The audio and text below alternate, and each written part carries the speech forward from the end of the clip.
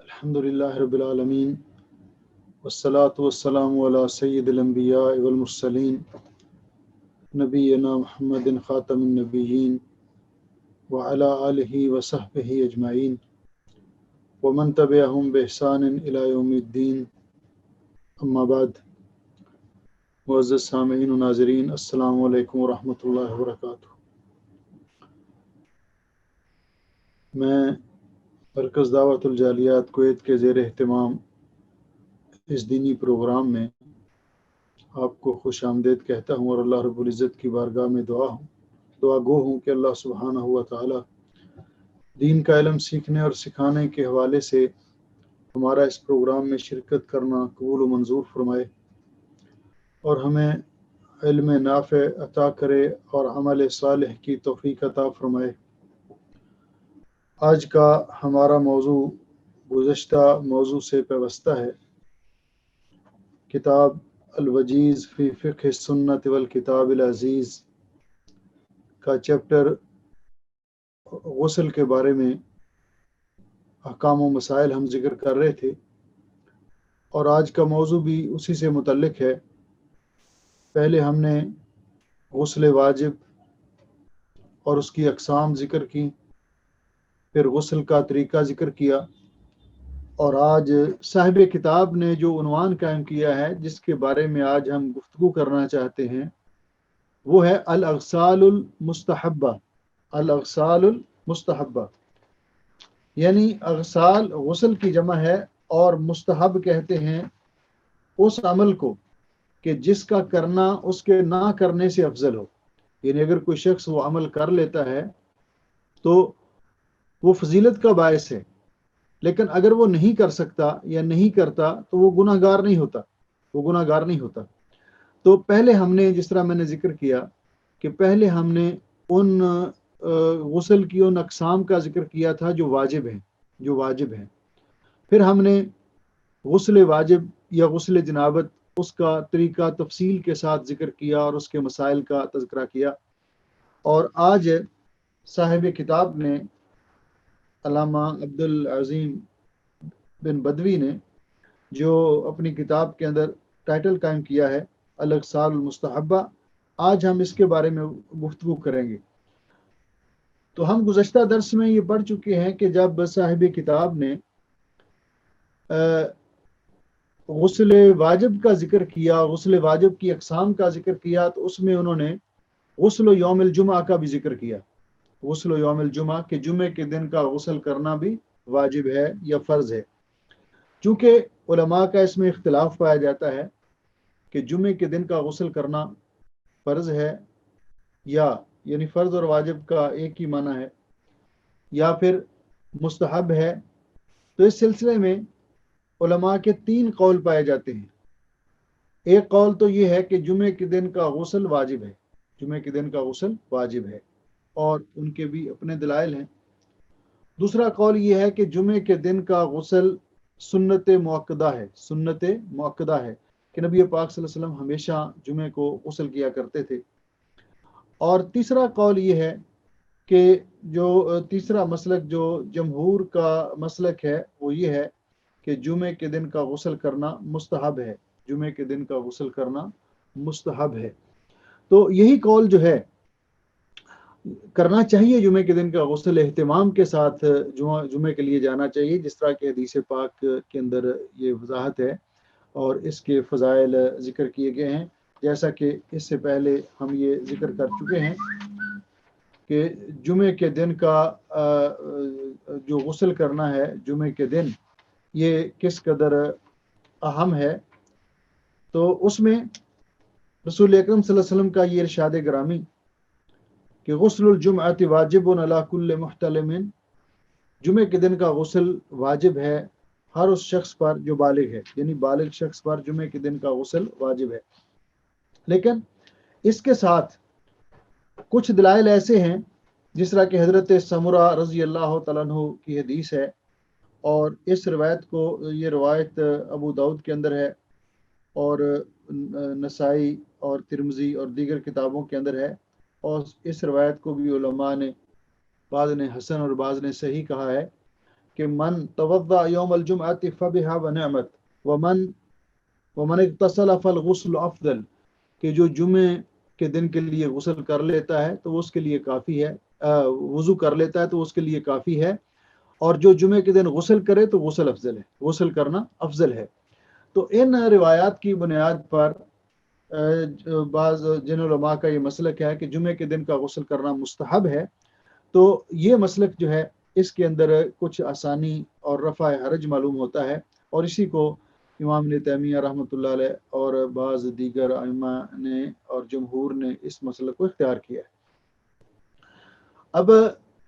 جمعے کے دن کا غسل کب کرنا چاہیے؟ تو میں نے اس سلسلے میں یہ عرض کیا کہ عام طور پر دن کب شروع ہوتا ہے قمری اعتبار سے، یعنی جو اسلامی شریعت کے اندر جب دن کا اعتبار کیا جاتا ہے تو وہ قمری لحاظ سے ہے، چاند کے اعتبار سے ہے، اسلامی کیلنڈر کے اعتبار سے ہے۔ تو اسلامی کیلنڈر کے اندر دن شروع ہوتا ہے طلوع فجر سے۔ مثلا ہم رمضان مبارک میں دن کا روزہ رکھتے ہیں، رات کا روزہ ہم پر نہیں ہے، دن کا روزہ رکھتے ہیں، تو روزہ کب سے شروع ہوتا ہے؟ طلوع فجر سے۔ کب تک روزہ رہتا ہے اور کب روزے کی افطاری کا وقت ہوتا ہے؟ غروب آفتاب تک۔ تو طلوع فجر سے لے کر غروب آفتاب تک یہ دن ہے، یہ دن ہے۔ اس سے پہلے جو رات ہے اسلامی کیلنڈر کے مطابق کہ دن سے پہلے جو رات آتی ہے اور گزر جاتی ہے وہ اس دن کے ساتھ متعلقہ ہوتی ہے۔ مثلا کل کا دن جو طلوع ہوگا وہ آج کی رات کے ساتھ منسلک ہے۔ یہ 24 گھنٹے کا دورانیہ یہ دن اور رات ہے، یہ دن اور رات ہے۔ تو اس اعتبار سے بعض لوگوں کے ہاں یہ اشکال پایا جاتا ہے کہ جی اگر کوئی آدمی آدھی رات کو غسل کر لیتا ہے تو کیا وہ غسل جمعہ کے لیے کافی ہوگا؟ تو اس سلسلے میں یہ گزارش یہ ہے کہ یہ جو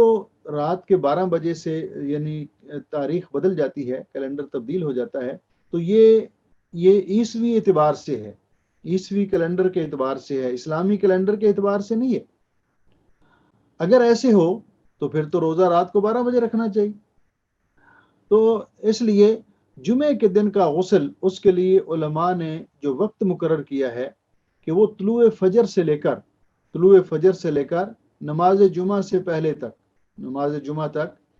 یہ اس وقت جو غسل کیا جائے گا تو وہ غسل جمعہ کا یہ وقت ہے، جمعہ کے لیے جو غسل کیا جائے گا اس کا یہ وقت ہے کہ طلوع فجر سے لے کر جمعے کی نماز سے پہلے تک، اور جتنا اس کے قریب کیا جائے گا، مثلا جمعہ اگر ہوتا ہے، آپ جمعے کے لیے جانا چاہتے ہیں 10 بجے، تو آپ اگر 10 بجے، پونے 10 بجے، 9:30 بجے، جتنا قریب اپنے جمعے کے لیے جانے کے قریب غسل کریں گے اتنا ہی بہتر ہے۔ اور اگر آپ طلوع فجر کے بعد غسل جمعہ کی نیت سے غسل کر لیتے ہیں تو ٹھیک ہے، وہ بھی غسل ہو جائے گا۔ اسی طرح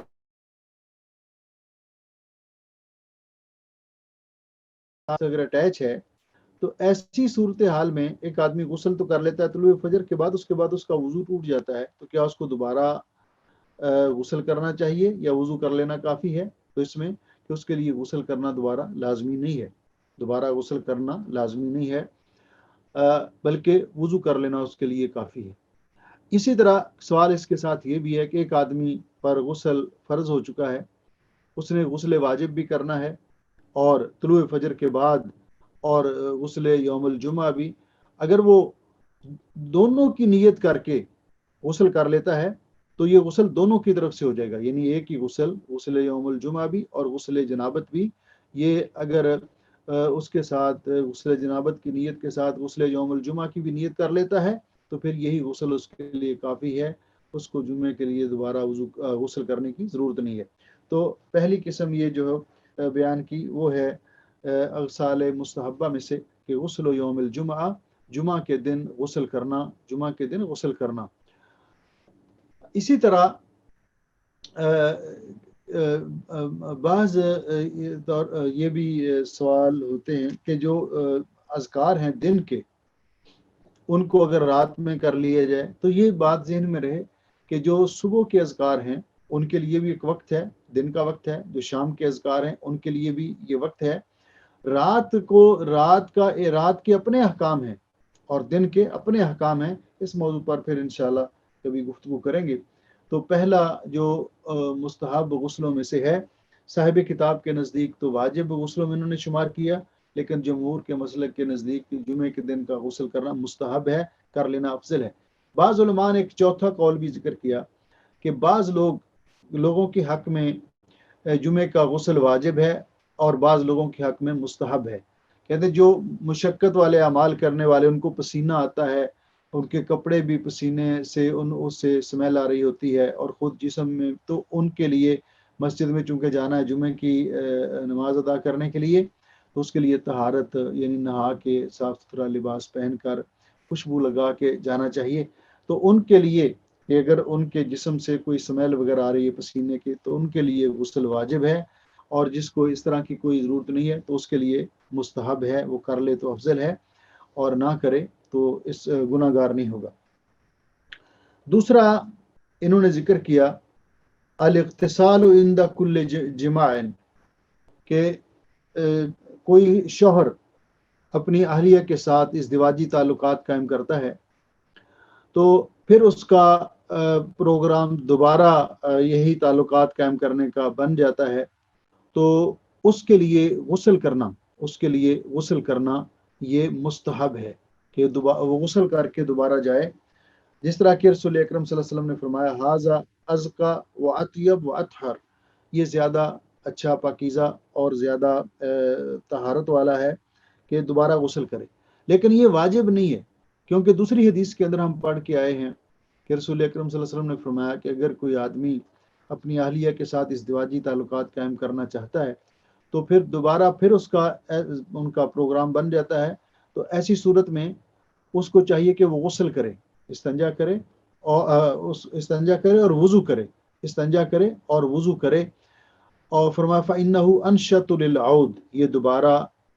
تعلقات قائم کرنے کے لیے انسان کو نشیط بنا دیتا ہے۔ تو یہ اس حدیث سے یہ معلوم ہوتا ہے کہ یہ غسل جو ہے یہ افضل ہے، مستحب ہے۔ اگر کوئی ایک سے زیادہ مرتبہ ازدواجی تعلقات قائم کرنا چاہتا ہے تو دوسری مرتبہ تعلقات قائم کرنے سے پہلے، جماع سے پہلے وہ غسل کر لے تو یہ مستحب ہے، اگر نہیں کرے گا تو کم از کم اس کو وضو کرنا چاہیے۔ تو جو یہ حدیث بتلا رہی ہے کہ یہ غسل واجب نہیں بلکہ مستحب ہے۔ تیسرے نمبر پر جو غسل جو اغسال مستحبہ میں سے ہے وہ ہے اغتسال المستحاضۃ لکل صلاۃ۔ مستحاضہ خواتین جو ان کو خون آتا ہے، اس کے اعتبار سے ان کی چند قسمیں ہیں۔ تو ایک تو عادت کا خون آتا ہے ہر مہینے، تو اس خون کو کہتے ہیں حیض کا خون۔ ایسی عورت کو کہا جاتا ہے حائضہ، کہ جس کو ماہواری آتی ہے، ایام آتے ہیں۔ ایک ہے مستحاضہ۔ مستحاضہ وہ خاتون ہے جس کو استحاضے کا خون آتا ہے۔ استحاضہ کیا ہے؟ استحاضہ یہ ایک بیماری ہے۔ رسول اکرم صلی اللہ علیہ وسلم نے فرمایا کہ یہ ایک رگ ہے کہ جو جب پھٹ جاتی ہے تو خون آتا ہے اس میں۔ تو یہ جو استحاضے کا خون ہے، اس کے احکام حیض کے خون سے مختلف ہیں۔ آپ جانتے ہیں کہ جب حیض آتا ہے خواتین کو یا ماہواری آتی ہے، تو اس دوران نہ تو وہ قرآن پاک کو ہاتھ لگا سکتی ہیں، نہ وہ مسجد میں جا سکتی ہیں، نہ ان کا شوہر ان کے ساتھ ازدواجی تعلقات قائم کر سکتا ہے، اور نہ ہی ایسی خاتون جو ہے وہ روزہ رکھے گی، نہ ہی ایسی خاتون نماز پڑھے گی جو حائضہ ہے۔ لیکن جس کو حیض نہیں بلکہ استحاضہ کا عارضہ لاحق ہوتا ہے، تو ایسی عورت کے لیے اس کا شوہر اس کے ساتھ ازدواجی تعلقات بھی قائم کر سکتا ہے، وہ نماز بھی پڑھے گی، وہ روزہ بھی رکھے گی، اور وہ قرآن پاک کی تلاوت بھی کرے گی۔ تو ایسی عورت کے لیے کہ جس کو یہ خون کثرت کے ساتھ آتا ہے اور وہ استحاضہ کا خون ہے، تو ایسی عورت کے لیے ہر نماز کے لیے ایسی عورت جو ہے اس کے لیے ہر نماز کے لیے غسل کرنا مستحب ہے، غسل کرنا مستحب ہے۔ لیکن اگر وہ دن میں ایک بار بھی کر لے اور باقی ہر نماز کے لیے وضو کر لے تب بھی ٹھیک ہے۔ لیکن اگر وہ غسل کر لے تو اس کے لیے غسل کرنا فرض نہیں بلکہ مستحب ہے، جیسا کہ حدیث پاک میں آتا ہے کہ رسول اکرم صلی اللہ علیہ وسلم نے ایسی خاتون کو کہ جس کو یہ عارضہ لاحق تھا، تو اس کو رسول اکرم صلی اللہ علیہ وسلم نے حکم دیا کہ وہ اگر کسی کو کثرت کے ساتھ یہ عارضہ لاحق ہوتا ہے اور خون وغیرہ کثرت کے ساتھ آتا ہے تو اس کے لیے چند احکام ہیں۔ ایک حکم تو یہ ہے کہ وہ ہر نماز کے لیے غسل کر لے اور نماز ادا کرے، یا پھر وہ وضو کر لے اور ہر نماز کے لیے اس کو وضو کرنا ہوگا، کیونکہ اس کے ساتھ وضو ٹوٹ جاتا ہے۔ اگر اس کے لیے زیادہ مشقت ہوتی ہے غسل کرنے میں تو نبی پاک صلی اللہ علیہ وسلم نے اس کو ایک رخصت اور بھی دی ہے کہ وہ نمازوں کو جمع کر لے، یعنی ایک غسل کر لے، مثلا ظہر کی نماز کو تھوڑا لیٹ کر لے اور عصر کی نماز کو تھوڑا پہلے کر لے، اور غسل کر کے ایک مرتبہ دو نمازیں ادا کر لے، پھر مغرب اور عشاء کے لیے الگ غسل کر لے اور نمازیں جمع کر لے، اور پھر فجر کی نماز کے لیے الگ غسل کر لے، فجر کی نماز کے لیے الگ غسل کر لے۔ جیسا کہ حدیث پاک میں آتا ہے کہ نبی پاک صلی اللہ علیہ وسلم نے ایسی عورت کو حکم دیا جس کو استحاضے کا یہ عارضہ لاحق ہوا تھا، تو آپ نے فرمایا، قالت ان ام حبیبہ، ام المومنین عائشہ رضی اللہ تعالیٰ عنہ بیان فرماتی ہیں کہ ام المومنین سیدہ ام حبیبہ کو یہ عارضہ لاحق تھا رضی اللہ تعالیٰ عنہ نبی علیہ السلام کے زمانے میں، فامرہا بالغسل لکل صلاۃ، ایک حدیث ہے، آپ نے ان کو ہر نماز کے لیے اس کے ساتھ غسل کرنے کا حکم دیا۔ اور دوسری روایت میں ہے نبی علیہ السلام کے زمانے میں ایک عورت خاتون جو تھی جن کا نام دوسری حدیث میں ذکر کیا گیا حمنہ بنت جہش، تو ان کو آپ نے حکم دیا تھا کہ ان تعجل العصر وتؤخر الظہر، ظہر کو تھوڑا لیٹ کر لو اور عصر کو تھوڑا سا مقدم کر لو، وتغتسل لہما غسلا واحدا، اور دونوں نمازوں کے لیے ایک غسل کر لو، تو وہ ایک غسل ان کے لیے کافی ہوگا۔ اور اسی طرح مغرب کو تھوڑا مؤخر کر لو اور عشاء کو پہلے کر لو، اور دونوں نمازوں کو جمع کر لو اور ان کے لیے ایک دفعہ غسل کر لو۔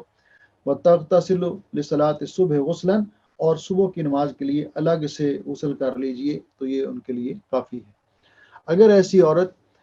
ایک مرتبہ دن میں غسل کر لیتی ہے اور پھر ہر نماز کے لیے وضو کر لیتی ہے تو تب بھی اس کے لیے کافی ہے۔ تو گویا کہ اس کے لیے غسل کرنا ان روایات کی بنیاد پر مستحب ہے، فرض نہیں ہے، مستحب ہے، فرض یا واجب نہیں ہے، لیکن اگر وہ کر لیتی ہے دونوں طریقوں میں سے کوئی طریقہ کہ ہر نماز کے لیے غسل، یا پھر غسل کر کے اگر اس کو زیادہ ہی عارضہ ہے تو دو نمازیں جمع کر لیتی ہے اور دونوں نمازوں کے لیے ایک مرتبہ غسل کر لیتی ہے، تو تب بھی اس کے لیے ٹھیک ہے۔ تو مستحاضہ کے لیے جو ہے غسل کا کرنا یہ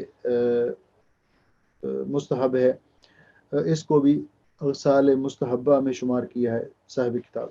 اسی طرح الاغتسال بعد الاغماء، اگر کسی پر کوئی بے ہوشی طاری ہو جاتی ہے، کوئی ایسی کیفیت طاری ہو جاتی ہے کہ غنودگی طاری ہو جاتی ہے، بے ہوشی جس میں اس کی ہوش و حواس قائم نہیں رہتی اور پھر اس کو افاقہ ہوتا ہے، تو اس کے لیے بھی غسل کرنا مستحب ہے۔ جیسا کہ ام المومنین عائشہ رضی اللہ تعالیٰ عنہ روایت کرتی ہیں کہ جب نبی پاک صلی اللہ علیہ وسلم اپنے آخری مرض الموت میں تھے تو اس وقت آپ پر اس طرح بے ہوشی سی طاری ہوئی، تو جب آپ کو افاقہ ہوا تو آپ نے فرمایا کہ پانی کے ٹب میں میرے لیے پانی رکھو، کہتی ہم نے پانی رکھا تو آپ نے غسل کیا، پھر آپ گئے تاکہ آپ اٹھیں، تو پھر دوبارہ آپ پر یہ اس طرح بے ہوشی سی طاری ہو گئی، تو آپ نے پھر دوبارہ پانی منگوایا اور آپ نے پھر غسل کیا۔ جس کا معنی یہ ہے کہ اگر کسی کے ساتھ ایسی کیفیت طاری ہو جائے تو اس کے لیے بھی غسل کرنا مستحب ہے، یعنی فرض نہیں، مستحب ہے، وہ کر لے تو بہتر ہے۔ اسی طرح الاغتسال من دفن المشرک، کسی مشرک کو دفن کرنے کے بعد غسل کرنا مستحب ہے، جیسا کہ حضرت علی رضی اللہ تعالیٰ عنہ کی حدیث ہے کہ جب ان کے والد ابو طالب فوت ہوئے تو نبی پاک صلی اللہ علیہ وسلم نے فرمایا اذهب فوارہ، جاؤ اپنے باپ کو دفن کر دو۔ تو جب میں ان کو دفن کر کے واپس آیا، قال علی، تو نبی علیہ السلام نے مجھے فرمایا اغتسل، اب غسل کر لیجیے، اب غسل کر لیجیے۔ تو یہ حدیث بھی جو ہے حسن درجے کی حدیث ہے۔ تو اس سے معلوم ہوتا ہے کہ اگر کوئی کسی کافر کی میت کو دفن کرتا ہے تو اس کو اس کے بعد غسل کرنا اس کے لیے مستحب ہے۔ اسی طرح چھٹے نمبر پر جو غسل ہے مستحب، الاغتسال للعیدین، نماز عید کے لیے غسل کرنا، یعنی عید الفطر کے لیے یا عید الاضحیٰ کے لیے غسل کرنا یہ بھی مستحب ہے، کیونکہ اس سلسلے میں نماز عید کے لیے غسل کرنے کے حوالے سے کہ یہ غسل واجب ہے، تو اس حوالے سے کوئی روایت بھی ایسی نہیں ہے رسول اکرم صلی اللہ علیہ وسلم سے جو صحیح ثابت ہو، جیسا کہ حافظ ابن حجر رحمۃ اللہ علیہ اور اسی طرح فقہ السنہ میں سید سابق رحمہ اللہ انہوں نے ذکر کیا ہے کہ اس سلسلے میں البتہ صحابہ اکرام سے ایسے آثار ثابت ہیں کہ صحیح سند کے ساتھ کہ وہ عیدین کے لیے غسل کیا کرتے تھے، تو ظاہر بات ہے کہ صحابہ اکرام رضوان اللہ علیہم اجمعین نبی پاک صلی اللہ علیہ وسلم کی سنت پر عمل کرنے کے زیادہ حریص تھے، تو اس اعتبار سے عید نماز کے لیے بھی غسل کرنا یہ مستحب ہے، افضل ہے رسول اکرم صلی اللہ علیہ وسلم کیا کرتے تھے۔ تو اگر کوئی کسی وجہ سے نہیں کر سکتا تو گناہ گار نہیں ہوگا، لیکن یہ غسل کرنا بھی مستحب ہے عید الفطر کے لیے اور عید الاضحیٰ کے لیے، جس طرح کہ احادیث پاک کے اندر اس کے بارے میں وضاحت موجود ہے۔ اس کے بعد یوم عرفہ کے لیے غسل کرنا، یوم عرفہ کے لیے غسل کرنا، تو یوم عرفہ کے لیے غسل کرنا یہ بھی مستحب ہے، یعنی یوم عرفہ کے لیے جب انسان میدان عرفات میں جا رہا ہے تو اس دن بھی اگر وہ غسل کر کے اپنا حشاش بشاش ہو کر وہ جاتا ہے تو یہ بھی غسل مستحب ہے یوم عرفہ کے لیے۔ اسی طرح جیسا کہ حدیث پاک میں آتا ہے کہ نبی پاک ایک آدمی نے حضرت علی رضی اللہ تعالیٰ عنہ سے پوچھا تھا غسل کے بارے میں، تو آپ نے فرمایا اغتسل کل یوم ان شئت، وہ آپ کی مرضی ہے، ہر روز بھی چاہیں تو آپ غسل کر سکتے ہیں، اور یہ غسل جو یومیہ کیا جاتا ہے یہ بھی مستحب ہے۔ فقال لا الغسل الذي هو الغسل، میں اس غسل کی بات کر رہا ہوں کہ جو غسل کرنا لازمی ہوتا ہے۔ قال، تو انہوں نے فرمایا کہ یوم الجمعہ و یوم عرفہ و یوم النحر و یوم الفطر، تو یہ غسل جو ہے جس کو اہتمام کے ساتھ کرنا چاہیے، یہ ان دنوں کے غسل ہیں جو مستحب ہیں، جمعہ کا دن، یوم عرفہ کا دن، اور عید کا دن، یوم النحر کا دن، اور یوم الفطر عید الفطر کا دن۔ اسی طرح مستحب غسلوں میں سے 8ویں نمبر پر الغسل من غسل المیت، کہ میت کو غسل دینے کے بعد جو شخص میت کو غسل دیتا ہے اس کے لیے بھی غسل کرنا مستحب ہے، اس کے لیے بھی غسل کرنا مستحب ہے۔ یہ استحباب جو ہے حدیث پاک میں رسول اکرم صلی اللہ علیہ وسلم کا یہ ارشاد گرامی ہے کہ من غسل میتا فلیغتسل، من غسل میتا فلیغتسل،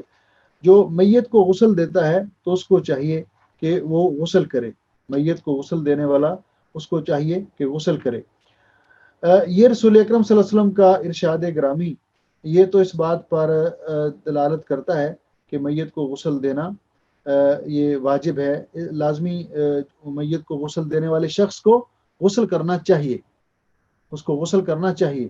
لیکن صحابہ اکرام کا عمل بتلاتا ہے کہ ہم میں سے ہم میت کو غسل دیتے، بعض ہم میں سے غسل کر لیتے تھے اور بعض نہیں کرتے تھے، تو جس کا معنی یہ ہے کہ صحابہ اکرام بھی یہ سمجھتے تھے کہ یہ غسل واجب نہیں ہے بلکہ یہ غسل مستحب ہے۔ اسی لیے جمہور اور امام مالک اور امام شافعی رحمۃ اللہ علیہ کا بھی یہی مسلک ہے کہ یہ غسل مستحب ہے، اور راجح بات بھی یہی ہے کہ میت کو غسل دینے کے بعد غسل کرنا مستحب ہے۔ نماز جنازہ کے لیے وضو کرنا چاہیے، لیکن اگر کوئی غسل کرنا چاہتا ہے کہ اس دوران اس چھینٹے اس کے جسم پر پڑے تو ٹھیک ہے، اگر نہیں کرنا چاہتا تو وضو کر لینا اس کے لیے کافی ہے۔ یہ غسل بھی میت کو غسل دینے کے بعد بھی غسل کرنا مستحب ہے۔ اسی طرح الغسل للإحرام بالعمرة او الحج، حج اور عمرے کے لیے احرام باندھتے وقت غسل کرنا، یہ غسل بھی مستحب ہے، یعنی کرنا افضل ہے۔ رسول اکرم صلی اللہ علیہ وسلم کیا کرتے تھے، جس طرح کہ حدیث پاک میں ہے کہ زید بن ثابت رضی اللہ عنہ بیان کرتے ہیں انہ رعن نبی صلی اللہ علیہ وسلم تجرد الہلالہ واغتسل، نبی علیہ الصلوۃ والسلام نے احرام باندھنے کے لیے آپ غسل خانے میں، غسل کی جگہ میں گئے، اپنے کپڑے اتارے اور آپ نے غسل کیا۔ تو یہاں بھی کہ آپ نے تجرد الہلالہ، کہ آپ نے احرام باندھنے کے لیے غسل کیا، احرام باندھنے سے پہلے غسل کیا۔ حج یا عمرے کا احرام باندھنے سے پہلے بھی غسل کرنا مستحب ہے۔ اسی طرح مکہ معظمہ میں داخل ہونے کے لیے غسل کرنا، مکہ معظمہ میں داخل ہونے کے لیے غسل کرنا۔ حضرت عبداللہ ابن عمر رضی اللہ تعالیٰ عنہ بیان کرتے ہیں کہ نبی پاک صلی اللہ علیہ وسلم، حضرت عبداللہ ابن عمر رضی اللہ تعالیٰ عنہ کا اپنا طریقہ یہ تھا کہ وہ جب بھی مکہ معظمہ جاتے حج یا عمرے کے لیے تو آپ مکہ سے پہلے ایک وادی ہے ذی طوا، وہاں آپ قیام کرتے، کیونکہ آپ نبی پاک صلی اللہ علیہ وسلم کی سنت کی بہت زیادہ اہتمام کے ساتھ پیروی کرنے والے تھے۔ تو جب صبح ہوتی تو پھر غسل کرتے اور پھر مکہ میں دن کے وقت داخل ہوتے، اور یہ بیان کرتے کہ نبی پاک صلی اللہ علیہ وسلم ایسے ہی کیا کرتے تھے، ایسے ہی کہ وَيَذْكُرُ عَنِ النَّبِيِّ صلی اللہ علیہ وسلم أَنَّهُ فَعَلَهُ، اور وہ یہ ذکر کرتے کہ نبی پاک صلی اللہ علیہ وسلم بھی ایسے ہی کیا کرتے تھے۔ تو اس لیے احرام کے لیے غسل کرنا اور مکہ معظمہ میں دخول کے وقت غسل کرنا، یہ غسل بھی مستحب ہے، اور تمام علماء کے نزدیک یہ غسل مستحب ہے۔ اگر کوئی نہیں کر سکتا تو گناہ گار نہیں ہوگا، اس پر کوئی فدیہ نہیں ہے۔ تو اس طرح یہ عنوان، اس طرح غسل جو مستحب ہیں ان کی یہ انواع تھی جو صاحب کتاب نے ذکر کی۔ تو اسی پر آج ہم اپنے درس کو ختم کریں گے، کیونکہ کل کا جو ٹاپک ہے مستقل ٹاپک ہے تیمم کے بارے میں، تیمم کے بارے میں۔ تو انشاءاللہ اللہ کی توفیق سے کل کے درس میں ہم تیمم کے بارے میں گفتگو کریں گے اور تیمم کے مسائل کا ذکر کریں گے۔ جزاکم اللہ، اور کل انشاءاللہ ملاقات ہوگی۔ اللہ ہم سب کا حامی و ناصر ہو۔ السلام علیکم ورحمۃ اللہ وبرکاتہ۔